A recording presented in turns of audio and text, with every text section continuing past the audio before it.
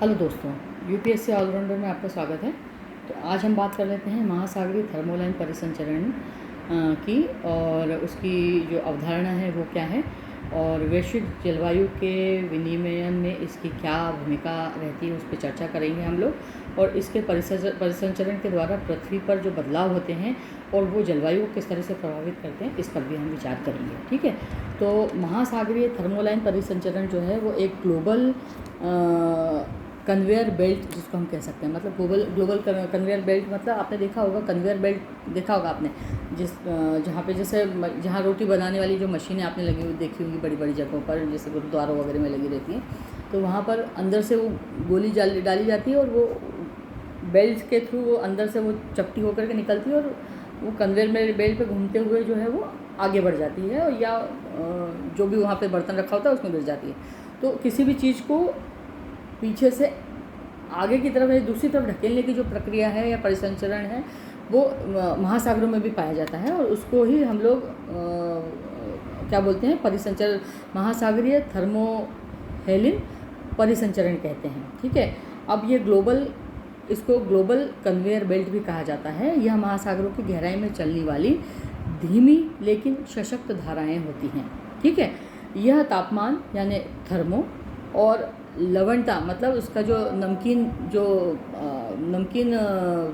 पदार्थ जो पाया जाता है समुद्र में, लवण पाए जाते हैं, लवण मतलब हेलिन, उसकी भिन्नता के कारण ये संचालित होती हैं। ठीक है, यह परिसंचरण पृथ्वी के विभिन्न हिस्सों में ऊष्मा और पोषक तत्वों के आदान प्रदान में सहायक होता है।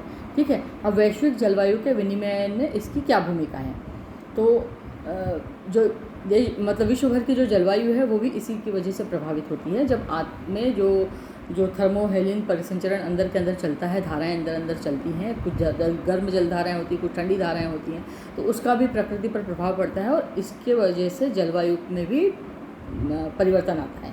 तो यह परिसंचरण भूमध्य रेखा क्षेत्र में गर्म पानी को ध्रुवीय क्षेत्रों की ओर ले जाता है और वहाँ से ठंडा पानी, खारा पानी गहराई में वापस उष्णकटिबंध की ओर लौटाता है। इससे क्या होता है, वैश्विक तापमान जो है वो संतुलित रहता है। उत्तरी अटलांटिक के परिसंचरण यूरोप को अपेक्षाकृत गर्म बनाते हैं। ठीक है, जबकि इसी के कारण आर्कटिक और ग्रीनलैंड में इसकी वजह से बर्फ़ जमी रहती है।